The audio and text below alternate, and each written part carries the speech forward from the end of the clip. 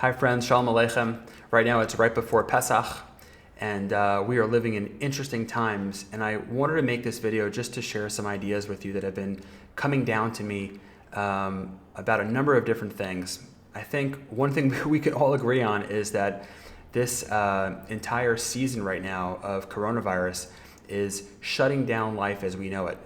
And it's difficult, it's complicated, can be confusing at times, and there's also an element that's really beautiful. It's putting us all into this Shabbat mode, this moment of bidud, of quarantine, of alone time with our family, maybe by ourselves, with our friends.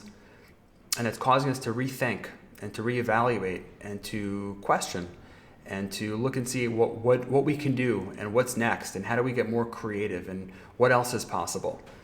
And what's been helping me out while I've been going through this, like everyone else has, is turning to the Torah and looking and seeing what the messages are for us. About 2 years ago, many of you know, my family went through a massive health crisis, and it was very difficult, life-threatening. First my son, and then my wife, and then myself. And I'm only recently over PTSD in the past 30 to 60 days. And so it's almost like I feel like I'm getting some sobriety back just in time to deal with what we're currently dealing with right now. And what gave me a lot of comfort then, 2 years ago, and a year and a half ago, a year ago, is what's giving me comfort right now, which is looking at the Torah portions and understanding what's going on. So I want to ask 3 questions today. I want to ask 1, why now? Why is this all happening right now? Is this coincidence? Is this random? Is this just the sum total of all sorts of multi-dimensional different things that are going on and here we are today? Or is there some design to it that's masterful? 2, what are the key takeaways?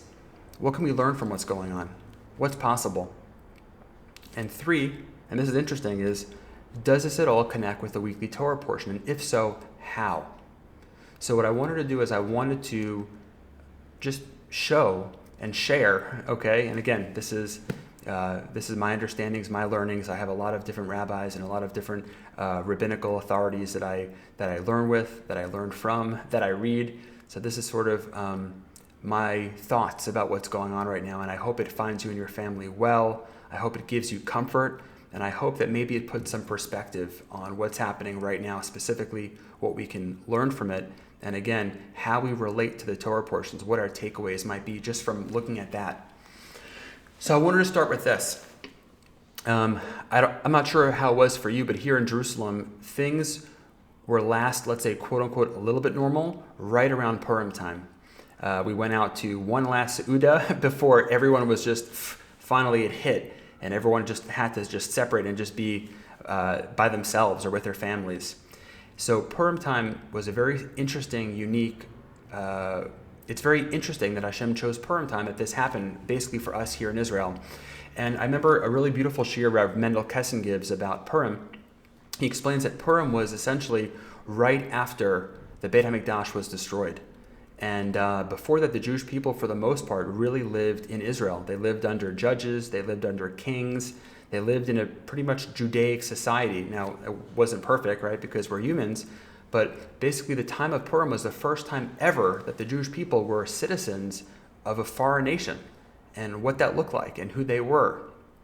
And it was a really appropriate time. It's almost very fitting because, of course, Megillat Esther is the last Megillah that's included. And the reason why is because the message of Esther is a message that is applicable to all of us today. And by the way, I'm going to be using the Stone Chumash just to go through a number of things with you. So if you want to be able to refer to it, it's here. I'm going to do it primarily in English, but I'll do some of the Hebrew also just along the way.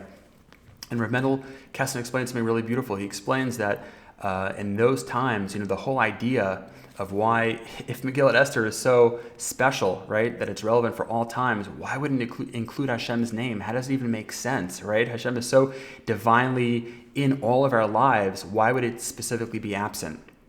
And he explains that that's exactly the same reason why we also wear a mask on Purim. And we wear a mask because essentially it's not that Hashem is now hidden, it's that Hashem is now revealed through a mask. In other words, Hashem's new way of relating with us and how we relate to Hashem is no longer this divine, blatant, obvious, pristine moments of whoa, like there was in the times of the Mishkan and the Beit HaMikdash, but because that was destroyed and we're now out in the world, Hashem only now interacts with us through the perspective of coincidences, happenstance, random things, quote unquote, that seem to be random that are happening simultaneously in just the perfect way that only Hashem can masterfully weave together. And Purim is the message that now everything is behind a mask. And it's so interesting, right? Because what are we all wearing right now? We're all wearing masks. Not all of us, but many of us are wearing masks right now. Now, what's interesting is that specifically Purim coincided perfectly with the parsha of Ki Tisa. And Ki Tisa is an amazing parsha. Can go through all the different things that it talks about, but because there are so many different commandments and laws, it really gives you the depth of the perspectives of how much brilliance there is in this blueprint of the Torah. One of the things that's fascinating is that at the end of Parshat Ki Tisa, what it says is, if you go to Pasuk Chaf Tet, it basically says this. And again, this is a parsha that perfectly coincides with Chag Purim. It says, when Moshe descended from Har Sinai with the 2 tablets of testimony in the hand of Moshe, as he descended from the mountain, Moshe did not know that the skin of his face had become radiant when Hashem had spoken to him. Aharon and all the children of Israel saw Moshe, and behold, the skin of his face had become radiant, and they feared to approach him. Moshe called to them, and Aaron and all the leaders of the assembly returned to him, and Moshe would speak to them.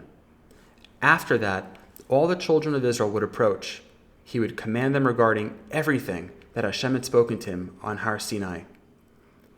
When Moshe finished speaking with them, he placed a mask on his face. When Moshe would come before Hashem to speak with him, he would remove the mask until his departure. Then he would leave and tell the children of Israel whatever he had been commanded. When the children of Israel saw Moshe's face, that Moshe's face had become radiant, Moshe put the mask back on his face until he came to speak with Hashem. Now, I don't know about you, but this is pretty wild.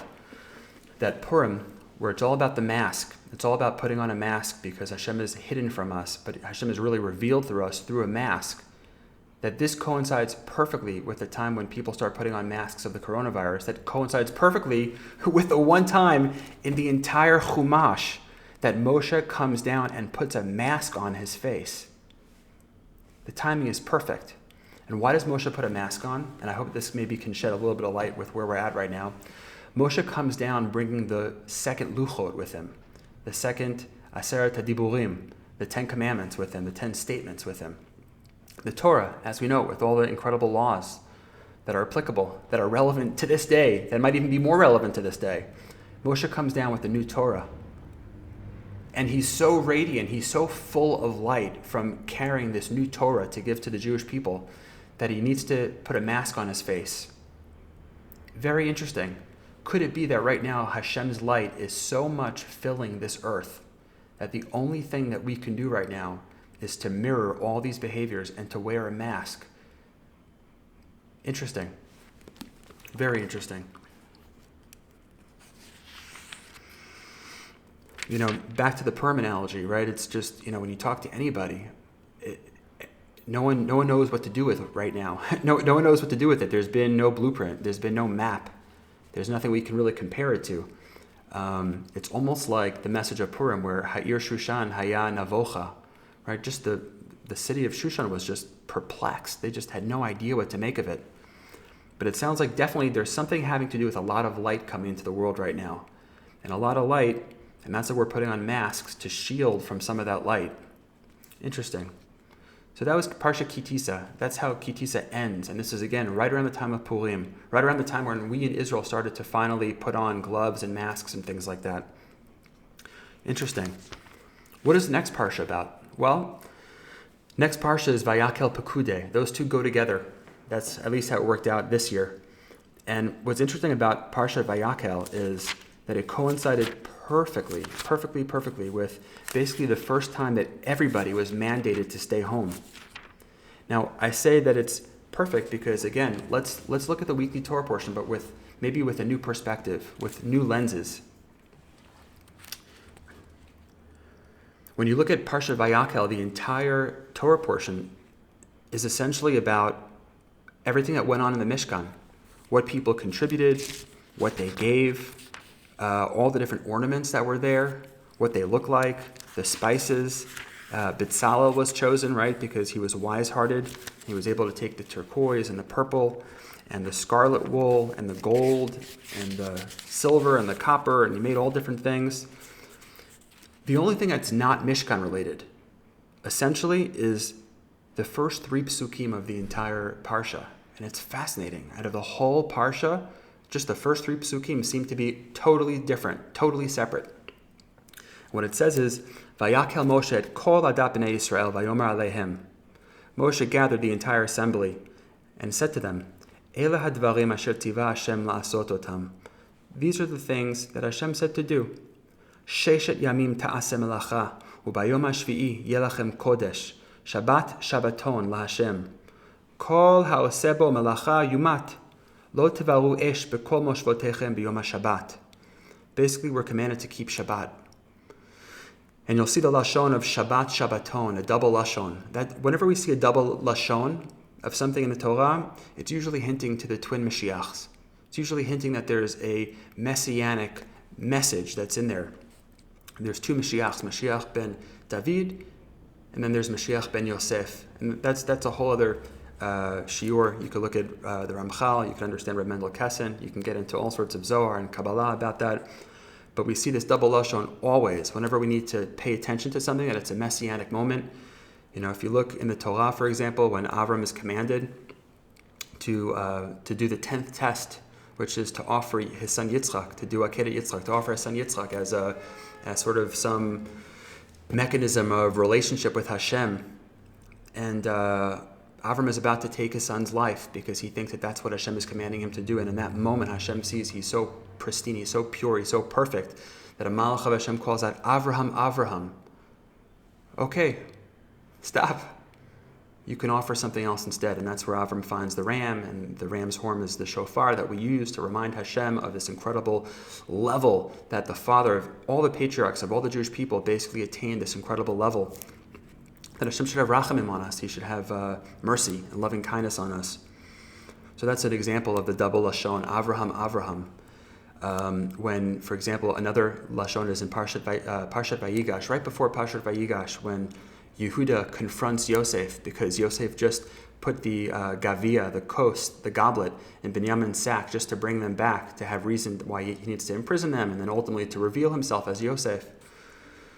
And the words nachesh yinachesh are used, sort of that it's my goblet, it's my gavia that I use for divination, to be able to understand things.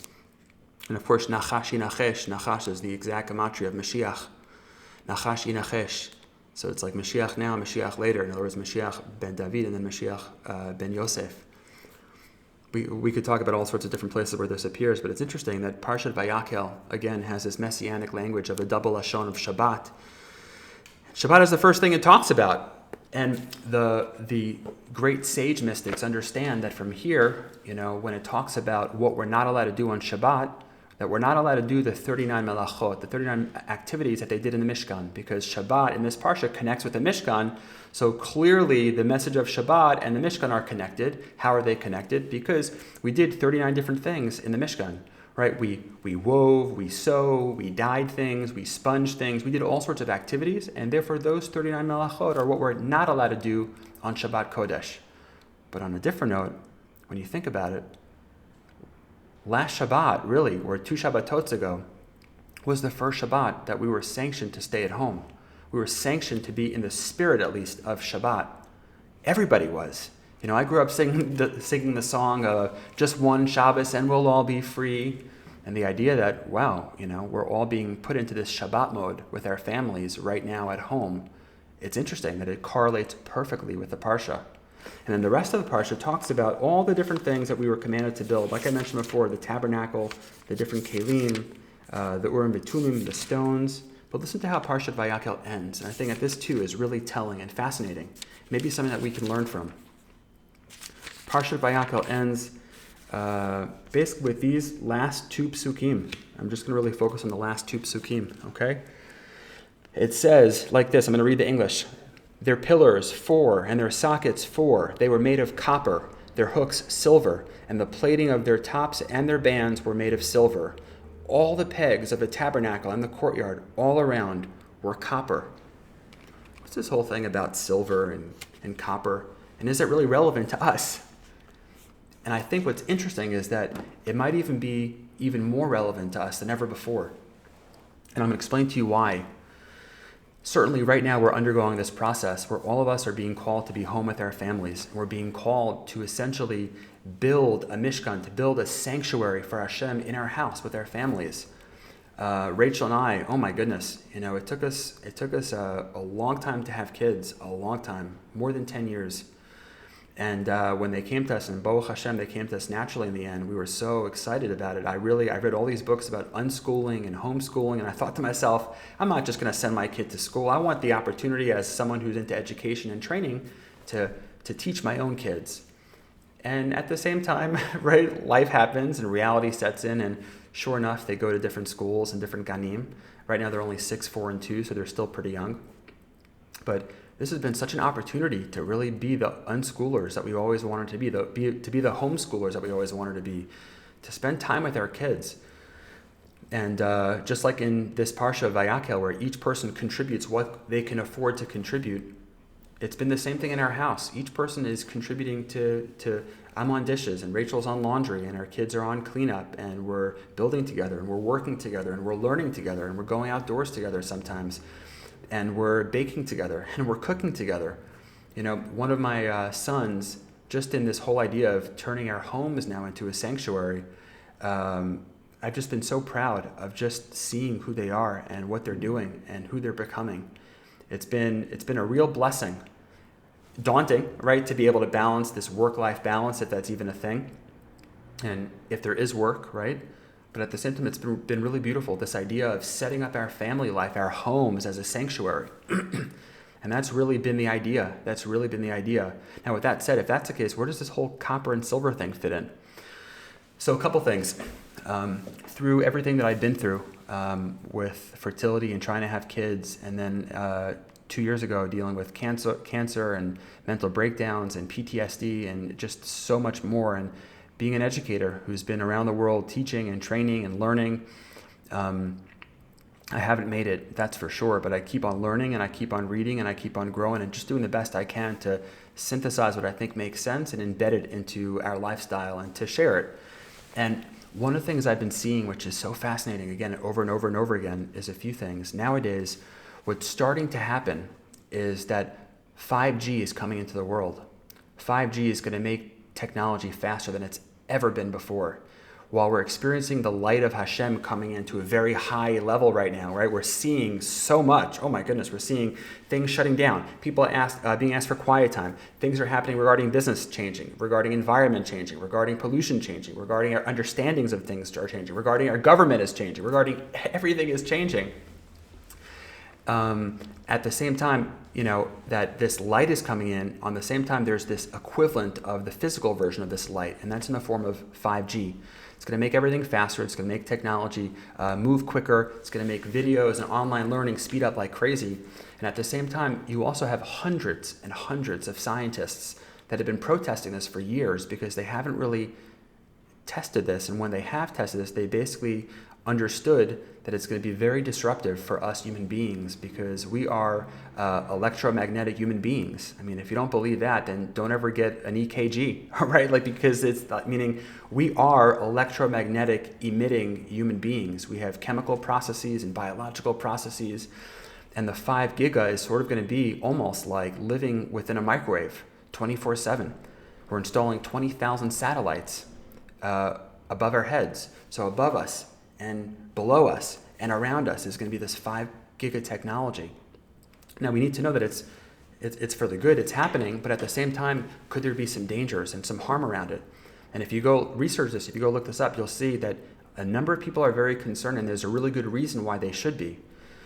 So with that said, maybe what I posit is that the Torah in Parshat Vayakhel at the very end is giving us an understanding as to how we can balance out this 5 giga technology, this incredible electromagnetic waves that are going to be coming in. We can do it through the power of electromagnetic shields. When you look into EMF shields, electromagnetic frequency shields, you'll see that the best metals are copper and silver. In terms of crystals, in terms of stones, there's something called shunzite, there's something called pyrite, and those are also really good as well. But in terms of the metals, oh my God, copper and silver are phenomenal. Copper and silver absorb a lot of that stuff, and it really acts as an electromagnetic frequency shield. I've been wearing for years, I wear a necklace that has, it's called a Tesla coil made out of copper on the very back of it. Just as an EMF shield, there's a really good one that's online that's called Q-Link. There are people that get something called Blue Shield, which is an EMF shield that you basically can plug into your outlet. Talking to orthomolecular doctors right now, there's definitely different supplements and nutrients that we could be taking for sure to help to counteract this new technology that's being introduced into our lives. Olive oil and beeswax and different creams or salves or things like that that we can put on our skin help, because some of the radiation can really hurt our skin. It's called radiodermatitis, which is interesting, but some of the more sensitive people may actually physically experience it unless they put some sort of buffer on. So what's interesting is that the Torah is giving us a way that a mechanism, a copper or silver, because think about this, what took place in the Mishkan essentially was the most awesome, miraculous processes. Oh my gosh, the kruvim on top of the aron were plus and minus, they'd be away and then they'd be together, and that would create this force, this vortex of which the Kohen Gadol would be able to transmute himself and be able to commune with Hashem on a very real level. That light would process through the world and from Yerushalayim or from the Kodesh HaKodashim out to Yerushalayim to the rest of the world. So there were big technological things that people didn't understand necessarily, that there was a plus minus, that there was a current, that's why it was gold, right, with wood in the middle just to be able to insulate it. But all these things, they were conductive elements of this incredible metaphysical merging with electromagnetic frequency miracles that took place, whether it be vortexes of the cloud or of the pillar of fire or the pillar of smoke. All these things, there were mechanisms that took place. And it's so interesting with today's perspective to reflect back and understand some of that, maybe a little bit at least. We understand that there was a magefa, just like there's a magefa right now. There was a plague in the biblical days in the Torah. And it says that in order for the plague to finish, that Moshe had to go ahead and Moshe had to build a snake. That snake is so symbolic, right? If you remember what we were talking about before, that snake, that nachash yinachesh, the sort of the messianic technology, the nachash, the original sin that happened back in Gan Eden, which caused, Adam, who was back then the Mashiach, and he was going to transform the world back to Hashemness, back to the oneness of Hashem, but the chet happened through the nachash, and therefore we tumble down into this lower reality where we're now all just different atoms that make up the original atom, working together to get back to the Garden of Eden. And from the Garden of Eden, that's Mashiach ben David, from the Garden of Eden to then have Mashiach ben Yosef transform us back to Hashem, back to just total oneness. This is not for right now, but just in mentioning this again, when Moshe made this nachash, it says nachash nechoshet. Nachash nechoshet. He understood from the word nachash that it had to be of copper. And it says that they hung this copper snake up. And the moment that they hung the copper snake up and people looked at it and people saw this copper snake, that the magefa, the plague, ended. Interesting. So if you look at Rashi and the Midrashim, it says that it's because they looked up at the snake, and through the snake they looked up at Shamayim, and they understood that Hashem controls the world, and that level of understanding helped them be able to go ahead and help them heal themselves, because Hashem Rofei Cholim, Hashem is the ultimate Rofei, Hashem is the ultimate doctor that brings healing. Interesting. At the same time, it's tricky, because we understand the fact that looking at the nachash nechoshet, and that cures you, can be sort of very similar to maybe a golden calf, and then people getting off on this idea of idolatry. So I think that the nachash nechoshet was the fact that the plague was an electromagnetic frequency plague. And putting the nachash nechoshet tall, just like we know, like a lightning rod can capture the lightning so that people don't get nailed and don't get executed or electrocuted by the lightning. This copper rod with a snake on it coiled around was exactly sort of like some Tesla coil type of metaphysical understanding with electromagnetic frequencies that allowed that to take the plague off of the people. Again, a lot of this is stuff that I'm just sort of understanding. I haven't seen a lot of this in other places. That's okay. This just sort of resonates with me, and I'm just sharing this with you if it resonates with you. So I think that a big message also is the idea of the nachash, the idea of nechoshet, the idea of going ahead and finding maybe right now at this time electromagnetic frequency shields that can be good to protect us while technology is moving forward. Now, after Vayakhel, we move on to Pekudei. And Pekudei, again, because last week was a double, because 2 weeks ago, was a double portion. This past week was Vayikra. And what's interesting about Pekudei, and I found this crazy, again, that Purim totally correlated with the mask of Moshe, totally correlated with the mask of the coronavirus. And this is like really unbelievable. But even more so was last week was the week where we had Rosh Chodesh Nisan. We are now in the month of Nisan, the month of redemption. You know, in the Gemara, in Gemara Megillah, it basically talks about Purim is an Adar, we know that. And when there's a leap year and there's 2 Adars, which Adar do we put Purim into? Do we put it in the first one because that's always when Purim takes place? Or do we put it in the second one? And ultimately, the conclusion is we put it into the second Adar. We move it. Why do we move it? Because there's something so awesome about connecting redemption with redemption. The redemption of Purim, the redemption of the Jewish people in the times of Adar, right? Which is incredible. The total vinahafochu, that the whole world was upended. And we can relate to maybe what that feeling is right now a little bit too. To Nisan, where the redemption of the Jewish people in Yetziat Mitzrayim, the leaving of Egypt, the leaving of Yetziat Mitzrayim, the leaving of the constraints that held us back to the land of Israel, the land of expansion. And what's so amazing about it is, just look right over here in Parshat Pekudei, okay? And it just look right in Perek Mem. And it says like this, Vaydaber Hashem al Moshe lemor, B'yom hachodesh harishon, be'echad lachodesh, takim et mishkan ohel moed. On Rosh Chodesh Nisan, start to build the incredible tabernacle and the tent of meeting. That's right now. Literally right now. So this weekly Torah portion is corresponding, again, just like Purim did, with right now. It is now Rosh Chodesh Nisan, and Hashem is re-inviting us to basically receive the new luchot that Moshe brought down and to now build the Mishkan. Well, we're home right now. What better place than to start in our house and maybe to build a micro Mishkan? First, a micro Mishkan to work on ourselves and to really understand what that means, and then to work on our family and our home. And then maybe Bezrat Hashem, with the practice that we get, then we'll be able to build a larger Mishkan, a larger Mikdash. Time is now. This is Nisan, the first month of the first Chodesh. My goodness. This is literally happening right now in real time. In real time, that the weekly Torah portion is speaking to us. Right now in current events, in real time over here. And I think what's so fascinating is check out how Parshat Pekudei ends. And again, for me, all these things, I would see this and it would just give me goosebumps. Check this out. Parshat Pekudei ends like this.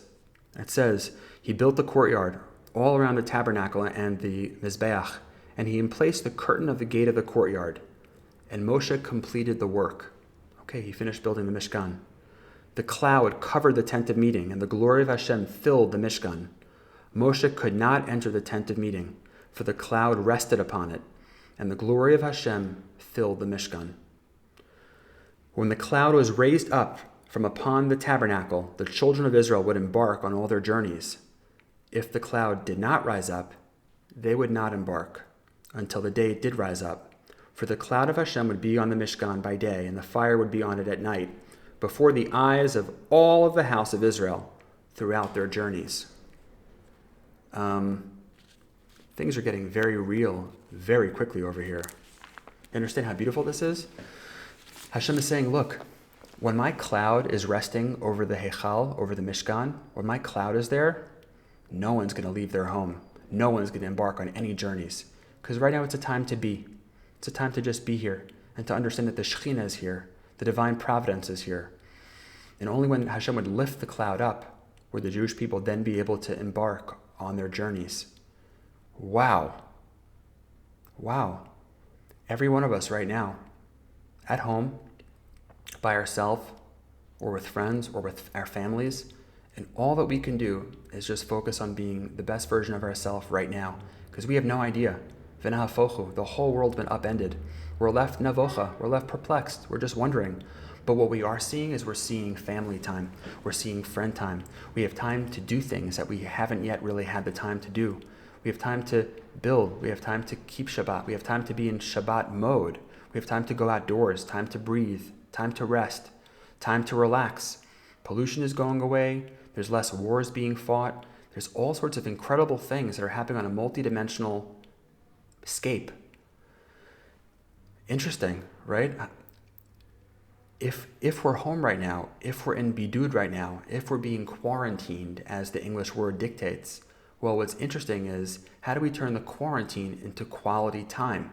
And the answer is by building a mishkan, because right now, understand this, we're being quarantined, we're being made to stay at home because Hashem's Shekhinah is here right now, palpably here, resting in our midst, resting in our presence. And that's why, just like it says back in the day, literally, that the Jewish people could not embark on their journeys when the cloud of the Shekhinah was resting there. They couldn't.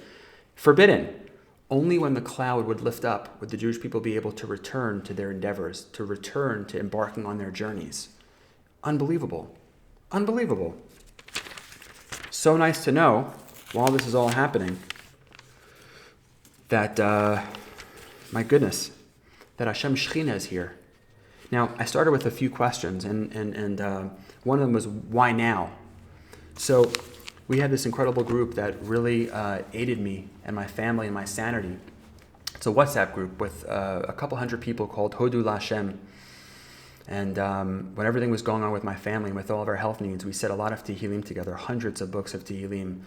And I'm so thankful for the people and for the members of this community, because they gave me and my family and the Jewish people a lot of chizuk, a lot of strength on a lot of levels. And my friend Henny Shore, who's married to Rabbi Sam Shore, posted something so beautiful a few days ago, which I didn't even realize, but once I got it, I was just like, whoa. She posted that, you know, when Yetziat Mitzrayim was going on, if you remember, the Jewish people were supposed to be there for 430 years. And because things were accelerated, right? We know the idea, Be'ito achishena, in the end, I will hasten it, right? Or at the right time, I will hasten it, which is a little bit of a paradoxical language, but at the same time, it makes sense perfectly. That the work of the Jewish people in Mitzrayim was so rough, was so maror, was so sorrowful and bitter, that it sped up the process, and that 430 years wound up being reduced to only, quote unquote, 210 years. The Jewish people left essentially 220 years earlier. That is the ultimate redemption, basically, right? They left 220 years earlier. Well, we understand from the Ramchal and from many other sage mystics that the year 6000 is when the Mashiach has to come, no matter what. Right now is 220 years before the year 6000. Right now. It's crazy, but it's real. Right now, we're in the year 5780, and it's 220 years, the amount of time that Hashem reduced the sentence of the Jewish people from serving slaves as slaves in Egypt to us, right now, serving different things. And because all of our hard work and because all the hard things that took place on us, this year is the year of Be'ito Achishena. Interesting. What's even more interesting is that Hashem wants us to so blatantly see it that He shows it to us, not only in the Hebrew year, but in the English year. What is this year? 2020. Wow. The double Lashon, the double language, the Messianic double language, the Avraham, the Nachesh Yinachesh, the Shabbaton, the double language to show us, no, this is 2020. Not only is it 2020 on one hand, but it's also 5780, which is 220 years before Hashem is going to basically bring Mashiach ben David. There is something doing here, people, and it's unbelievable to understand that we're a part of it right now. It's sad to see that there are some people who unfortunately are getting sick, and there are some people who are dying. And Hashem should bless them with a refuah shlema. Everyone at the right time with exactly what they need. Keep in mind, there are people every single day who get sick. There are people every single day who die. There are people every single day that have trouble and have calamities and have all sorts of issues. what's so interesting is that right now it's happening, but now it's causing all sorts of redemptive looking clues to start to take place that really seem to sync up perfectly with the weekly Torah portion. And I want to go to Vayikra right now because that was this past week's Torah portion. Vayikra is really interesting. Vayikra, when I was a kid, Vayikra was like the really boring book, right? It's just all the laws and details about the sanctuary and how many amot this was and how many the measurements and the cubits and the this and the that. And you're just like, oh my gosh, give me the juicy story stuff, right? And as I get older, I look with, hopefully with a fresh perspective to see if there's some new meanings that can speak to me and that can speak to all of us for where we are. And I loved that Parshat Vayikra goes into all sorts of incredible things about the different types of offerings that people needed to offer, whether it be, an animal that they needed to offer, or whether it be that it was like just a piece of dough with some frankincense that they needed to offer, offerings for sin offerings, offering for guilt offerings to give thanks, offerings for all sorts of different things. But what's so interesting is the way that Parshat Vayikra ends. And again, the Torah is so telling. And I'll tell you just before I sort of give it away what Parshat Vayikra ends with and sort of my forecast for this next week or the next coming weeks, I'm just going to say like this, which is, while all this stuff is happening, we can reflect on Hashem and we can reflect on the divinity and the Shabbat mode that it's putting us all in, and the Bidud mode to do Hitbodedut right now, which is something that Breslov is very into, right? The idea of connecting with Hashem and the idea of Dveikut and the idea of all sorts of incredible, beautiful ideas when we're in solitude, when we're just with our families, when we're just with our friends or by ourselves, just taking perspective. And there's a lot of light coming in right now. And again, with a lot of light, at the same time, unfortunately, comes a lot of potential darkness. And when we look at what that looks like, I'm not going to get into this all right now. You could do your own research. You could do your own lookings. Like, what are some of the agendas that are out there under the cover of the coronavirus? What are some of the agendas that are happening that are not so kosher, that are not so light-oriented? And we can get into the agendas of the government, right? We can talk about that. We could talk about the idea of just like shutting things down and not necessarily in this moment giving people understandings of what they should even do with that. We could discuss the fact, in addition to that whole thing, we could discuss, right, that people can't leave, people can't go to different countries. We could discuss that the government is basically now doing more surveillance than ever before, tapping into internet technology, knowing where we are at every single moment, of course, for our safety and protection. And maybe it is and maybe it's not. We could discuss sort of the potential other interests of pharmaceutical companies right now in terms of scaring people with the idea that there's nothing we can do to be healthy by ourselves. We need medications, we need vaccinations, we need all sorts of different things that the loving hands of pharmaceutical companies with governments are going to go ahead and give us, because of course we as people ourselves, we are not enough, which I don't necessarily agree with that. I understand where they're coming from, but there's a lot of agendas that are out there.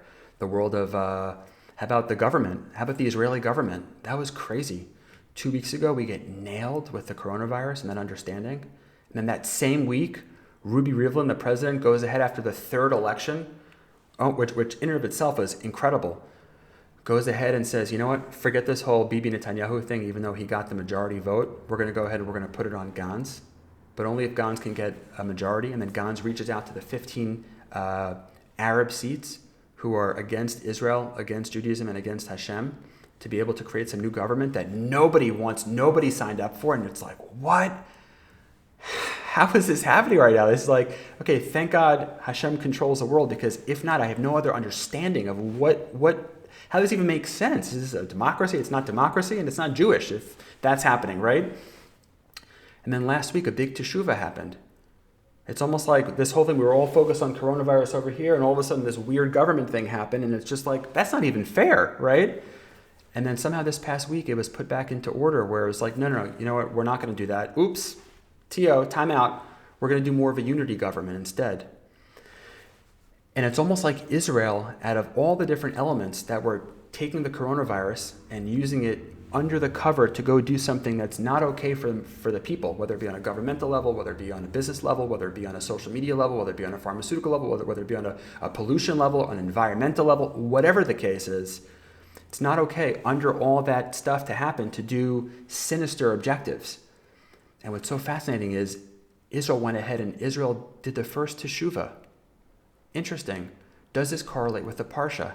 What's going to happen with all the people who are using the coronavirus to go ahead and to sell people coronavirus pandemic survival kits?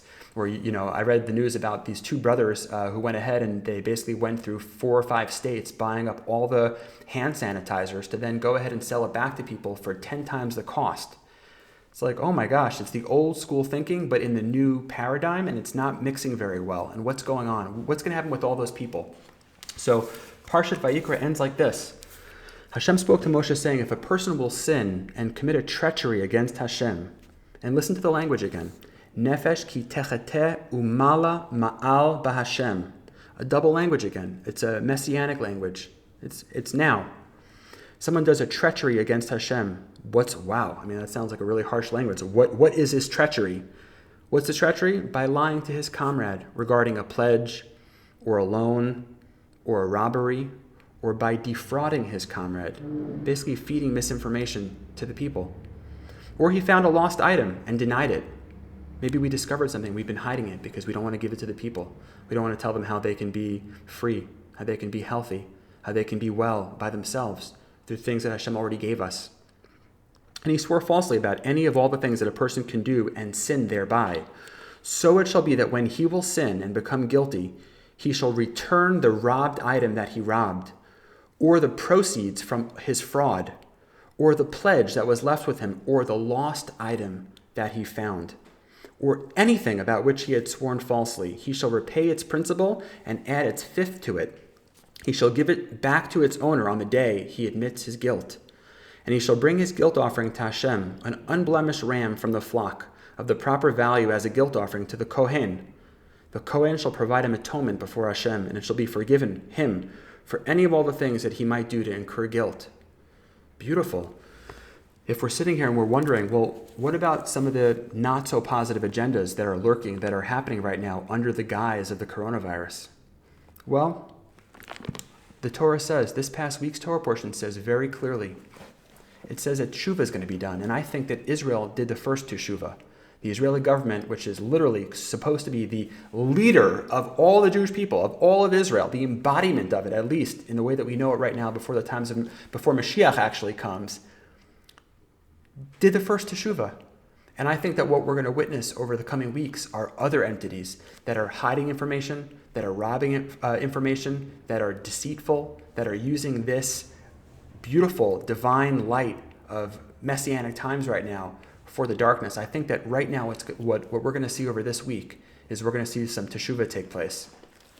If you look at the different commentaries, what's so beautiful is that if somebody robs from somebody, they can't just return it. That's not how justice is achieved. Because then somebody could say, you know what, I'm just going to take it, but ki'ilu, I'm going to borrow it on my terms without that person's consent, but I'll give it back to him. So the Torah says, no, that's not enough. Not only do you have to do that, do you have to return it, of course, right? Because that's how we're able to get complete with what we did on some level. But more than that, we have to pay a fifth in addition. In other words, we have to contribute an additional 20% to that person too. If a person steals $100, so they have to return $120. So interesting. So there's almost like a penalty for just taking something from somebody. But let's say a person says, you know what? I'm cool with that penalty. I'm okay with it. You know, I'll take what that is and I'll return it with 20% interest. That's how I'm going to view it. So the Torah says, no, you can't do that. First of all, it's a chet. You're not allowed to do that. It's a treachery against Hashem. You think you're doing something to man, but you're actually doing it literally against Hashem. Not only do you have to return it, not only do you have to add 20%, but you have to also come and offer a carbon with the Kohen in Yerushalayim. In other words, if you were the biblical family of Dan, okay, or the biblical family of God, and you lived far away, for example, from Yerushalayim, you had to stop everything you did and leave your family to travel for a few days and then ascend and go up to the old city and go up to the Beit HaMikdash, go up to the Mishkan and go ahead and spend a bunch of money to buy this animal and then to go through this process with the Kohen and then to watch this animal unfortunately lose its life because of you. That's really sobering. It takes a lot of time. And then you have to spend the next few days traveling back oh my goodness, this is enough to make anybody think twice about just stealing something or doing something that's mischievous or not okay or falsifying or pledging or all the different things that Parsha Vayikra ends with.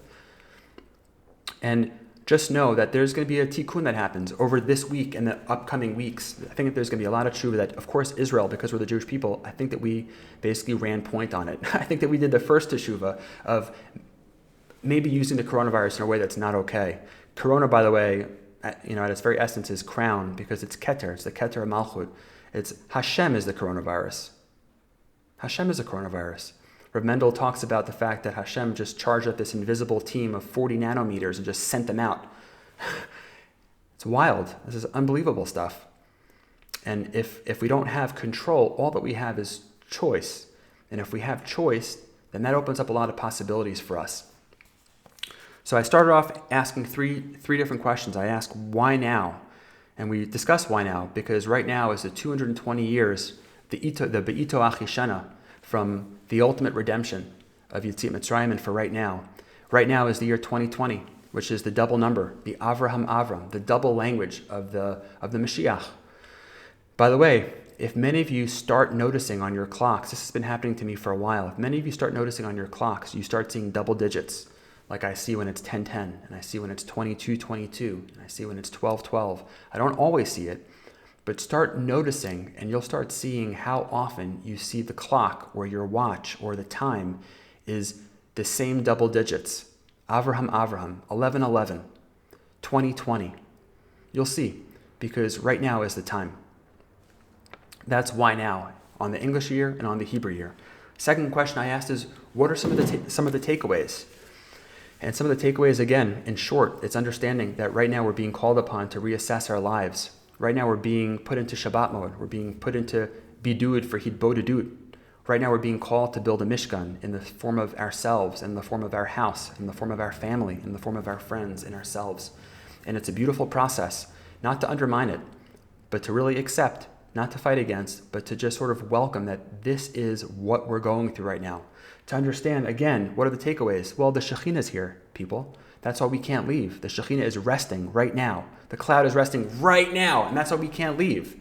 The divine light is radiating right now off all of our faces, like it did on Moshe, and that's why we have to put a mask on, because there's so much light, there's so much Shekhinah. Hashem has never been closer to us wearing the mask of Purim, because Hashem now relates to us, and we relate to Him through this idea of perfect coincidences, like the incredible coincidences that took place in the Megillah, like they're happening right now on every different dimension. Hashem is so masterfully weaving together this multi-dimensional, complicated thing where everything is being handled simultaneously, and it's unfathomable. We are now ascending beyond the linear progress, the linear process, to quantum leaps. And it's training us to understand that you can't plan anymore for things, because who knows if this happens again or what happens again. But literally, we are being broken down to be able to re-accept the new Torah that Hashem is going to give us, that Hashem sent Moshe down to give us, that we are about to receive on Shavuot, the new Yetziat Mitzrayim that we're about to experience. And if you're wondering what to do from a financial perspective right now, just understand, when I was in times of hardship over the past couple of years with my family, and we were doing all sorts of different things, all different treatments, from Western medicine to natural medicines and alternative medicines and orthomolecular medicines and chemotherapies and everything we needed to do to save lives. And we were doing all sorts of other things too, for ourselves and for our sanity and for our mental health. And oh my gosh, what was so amazing was Hashem sent man. Hashem sent us man. We didn't have the ability to go ahead and to live and to flourish and to spend more than $100,000 to be able to do all these treatments and to take care of our family. But Hashem sent man through all different resources and opportunities that we didn't even see, through people, through our community, through our family, through our friends, through a GoFundMe that really close friends of ours put on and put together. Oh my gosh. If you're concerned right now about what you're going to do financially, and I'm with you, I have different investments and things like that, but for the most part, I'm minus in my bank account right now, and I don't necessarily always know where stuff's going to come in, but I know that it's going to come in because Hashem promises us that it's going to come in. If you read Birkat HaMazon, you understand Hashem is always providing for us, and Hashem is going to send man to us in this time right now. If we see it, we have to choose to see it. I asked, The third question was, what does the current weekly Torah portion have to do with anything? And if so, right, how does it relate to us? And the answer is it very much has to do with right now. We are being synced up to receive a new Torah that's going to take place, for a new redemption that's going to take place, and a new period of resettling the land and accepting this new luchot. And that means a new sense of understandings. And it's beautiful, and it's unbelievable, and it's unprecedented. But here it is. I bless us all with the safety, with the health, with the wellness, with the Simcha, with the happiness that we can experience all these changes that might be confounding, but to understand that very quickly the Ir Shushan Hayan Avocha is going to be V'nahafochu. Hashem is going to just reseder this. Hashem is going to reorganize it. And we are going to have such an epic experience when we see who Hashem is, what He's about, and what this new Torah looks like. Thank you so much for listening. I bless everyone. Bezrat Hashem, I'll put out some more of these in the future, but it was important for me just to share this right now. And I hope you like it. I love your comments and your feedback and your thoughts. But understand that right now, we are living the miraculous. And Baruch Hashem, it couldn't happen in any other way than this. And with that, it should be blessed. Bezrat Hashem, looking forward to elevating all of Am Yisrael together, all the Jewish people, all the world, and to seeing where this transformation leads us. Have a good Pesach.